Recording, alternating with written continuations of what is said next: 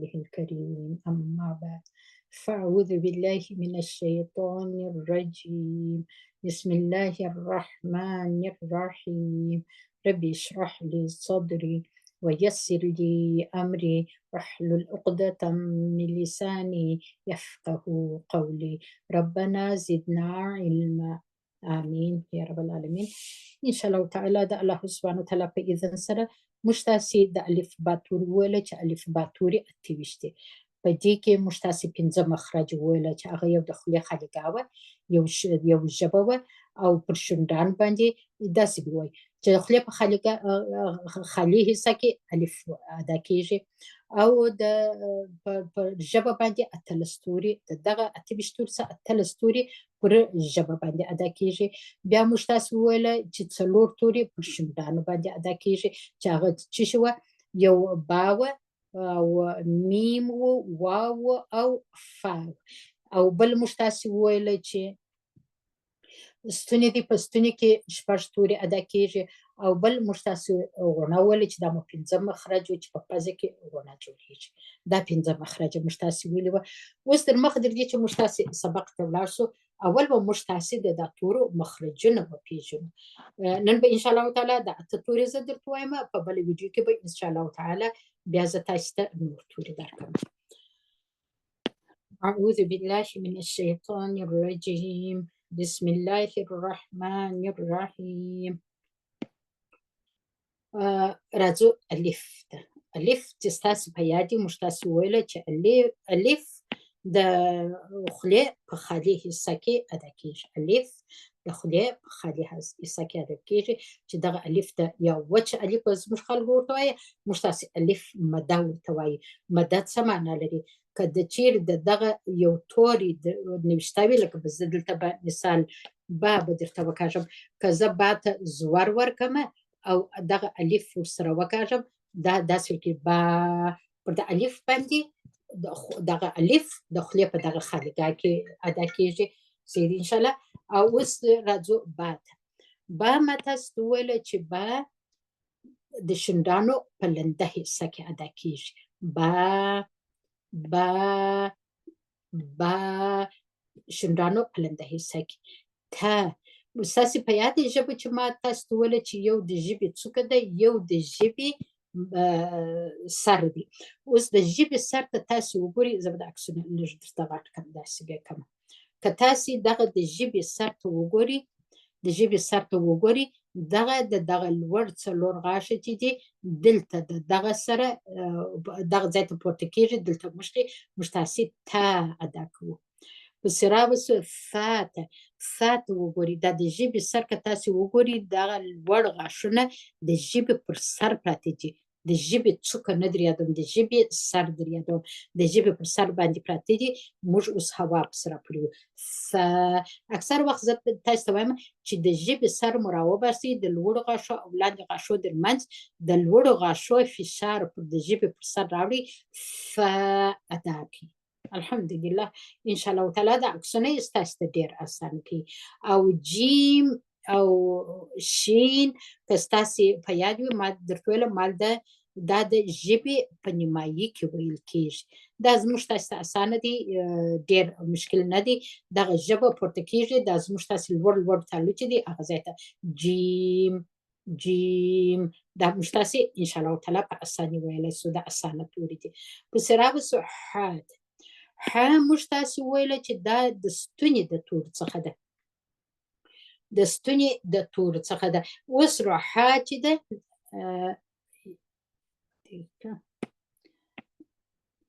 دغه ح د ستوني په نیمایي کې ادا کېږي موږ تاسې د ستوني شپږ توري ویلو په دغه چې زموږ د خولې دننه ستوني دی په دې کې غین او خا ادا کېږي دلته خا ته تاسې وګورئ د ح مخرج ته وګورئ او د خا مخرج ته وګورئ دغه د خولې دننه ستوني دی او دا ژبې که داسې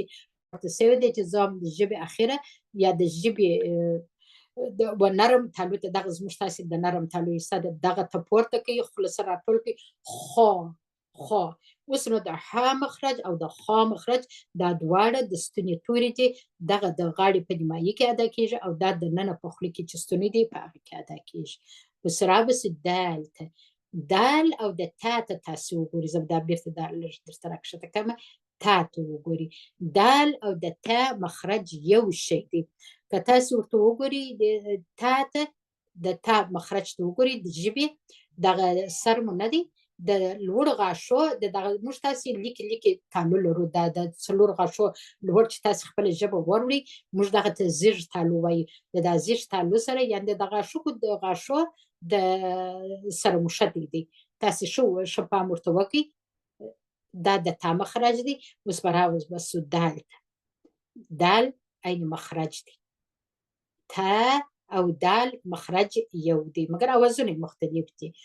اوس پسې راباسو ثا ته ثا چې ستاسې په یاد وي چې مال خپل دغه دوه غاښه مو د ژبې پر سر باندې کښېږدئ هوا پسې راپورې وي که تاسې ذال ته وګورئ د ذال مخرج هم دغسې دی دا ذال دی او اوس نو ثا ته وګورئ ثا ته د دې دواړو مخرج یو دی اوازونه مختلف دي پسې د ذال پسې را اوس نو که تاسې وګورئ پر هر درانه توري به د ژبې شکل تاسې دغسې ووینئ دغه مو نرم تالو دی دا د ژبې اخیره ده چې راپورته سوې ده را بیا څنګه ویل کېږي را د ژبې څوکه د دا لوړو څلور غاښو سره پورته کېږي د ژبې څوکه د ژبې دلته که تاسې وګورئ پر دال باندې د ژبې دغه موږ ویل د ژبې اخیره او یو مثال دلته به زه تاسو ته نوشته کومه ستاسې په یاد دی چې موږ تاسې ژبه وویله دا ژبه ده یو یې دغه څوکه ده دا تیره څوکه ده یو د ژبې دا دننه حصه ده دا په دې کې موږ تاسې دال ادا کوو تا ادا کوو او تا ادا کوو او په دغه د ژبې دغه څوکه چې تاسې راپورته کوئ د لوړو څلورو غاښو بیا خواته دلته موږ تاسې را ادا کوو را دلته ورته وګورئ په دغه څوکې بیخي ماشاءالله ډېر واضح دي دا د ژبې څوکې ته وګورئ د تیرې څوکې ته وګورئ چیرې موښتې ده دا غاښ وینئ نه د غاښ د بیخو سره ښه اوس به پسې راسو موږ تاسې زا به وایو دغه پیج به نن خلاص کړو انشاءالله تعالی زا ته به راسو زا او موږ تاسې سین نه وایو نه یا زا وایو زه به دا رنګونه خطونه ځینې پاکم نو به نه غلطېږو موږ تاسې زا وایو زا ته وګوره سین ته وګورئ شین ته وګورئ دا درو سره توري ته تاسې ښه توجه وکړئ انشاءالله تعالی پر زا باندې غاښونه دا دواړه غاښونه ژبه دننه ده اوس نو زا داسې موږ ادا کوو غاښونه مو دواړه سره موښتي دي او ژبه مو دننه ده زا پر سین باندې مو عین شکل دی زا سین او صاد د سیټي یعنی د شپېلک رقم اواز توري وایي یا زانه وبخښئ زانه ده زا سین ته په د لکه شپېلک چې څوک وي سین س که موږ زوار ورکړو س دا یو رقم شپېلک پکښې راځي ښه اوس به راسو دا د زا مخرج دی د ژبې دغه وګورئ ژبه راوتلې نه ده د دواړو غاښو ترمنځ او مخرج د ژبې سر دی د ژبې څوکه نه ده ستاسې ورته پام وي په دغه رقم سین ته وګورئ د دواړو مخرجاتو وګورئ د دې اوازونه مختلف دي مخرج یو دی یو ځای د اواز جوړیږي دلته د زا اواز جوړوو دلته د سین اواز جوړوو او دلته شین ته چې بیا راسي د شین بیا ستاسې په یاد وي چې موږ جیم او شین د ژبې په نیمایي کې ویل کېږي دا د ژبې نیمایي ده هغه زموږ تاسې لوړ تالو چې دی په خوله کې ژبه هلته پورته کېږي مګر ژبه راوځي نه دغه غاښونه دواړه سره یو ځای دي موږ تاسې چې سین ادا کوو شین ادا کوو غاښونه ژبه دننه دي او که زه ادا کوو نو دلته په دغه ځای کې زموږ تاسې دا د ژبې منځ لوړ تالو ته خېږي پسې راباسو صاد ته وګورئ د صاد عیني توري دي مګر دروند توري دي نه. اوس مثال دا سین دي، زه به بیرته دا پیجونه کې را کوچنی کړم، داسې بیا کوم سین شین. او اوس په دغه ځای کې د هر یوه مخرج ته زه د عکسونه در اچوم، تاسې خپله هم پکښې پیدا کړئ. سین ته وګورئ، د سین دغه د ژبې څوکه مو دا ژبه مو قط ده، دا د ژبې څوکه مو غاښونه مو سره تړلي دي، موږ تاسې سین وایو لکه چاته چې خاندو سین. او شین باندې مخرج بیا د ژبې په نیمایي کې دی، لوړ تالو ته ژبه پورته کیږي مګر غاښونه دواړه بند وي. او صاد ته راسو، دغه ژبې ته وګورئ، دې ته وګورئ، مګر دغه ژبه وګورئ بیا دا نرم تالو ته پورته سوې ده. صاد د درنو تورو څخه دی، ژبه نرم تالو ته پورته کیږي او د ژبې پر سر موږ تاسې دواړه غاښونه سره بند وي او د ژبې سر موږ تاسې د ژبې پر سر ویل کیږي، مطلب دا شی دی. اشه راسو بسو ضاد. ضاد بیخي ډېر مشکل توري دی، د ټولو چې عرب نه دي، د ټولو موږ چې دا ځای نه دي هغو ټولو ته دا ضاد بیخي ډېر مشکل توري دی. ضاد چې دی دا د ژبې په اړخ کې ویل کیږي، دغه ځای وینئ، ما تاسو ته وویل په هغه عکس کې چې په زرغونه رنګ وه، هغه عکس ته وګورئ درته راواړوئ. او دلته ضاد ته تاسو وګورئ، ضاد دغه د ژبې د منځ د لوړو غاښو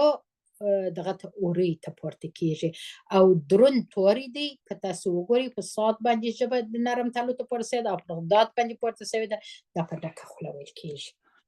الله سبحانه وتعالی دې تاسو ته اسانه کړي. د عکس زه در استوم، ویډیو چې اورئ تاسو ورته ګورئ. نو موږ الحمدلله دا چې تقریبا 15 توري موږ تاسې وویله دا ټولو مخرجونه دي. دا که ستاسې په یوه وار نه زده کېږي هېڅ خبره نه ده، دا به د ځان سره وساتئ. د هر یوه مخرج ما درته معلوم کړی دی په عکس کې، عکسونه ډېر واضح دي چې بیا زه درته وایم چې د کوم یوه سره هوا راپورې ویل کېږي، پر کوم یوه باندې موږ تاسې هوا بندوو، دا مطلب دا سا بندوو، مطلب مې سا ده. هغه بیا زموږ تاسې وروسته درسونه دي انشاءالله تعالی. الله سبحانه وتعالی دې تاسو ته اسانه کړي. سبحان ربک رب العزة عما یصفون وسلام علی المرسلین والحمد لله رب العالمین. آمین.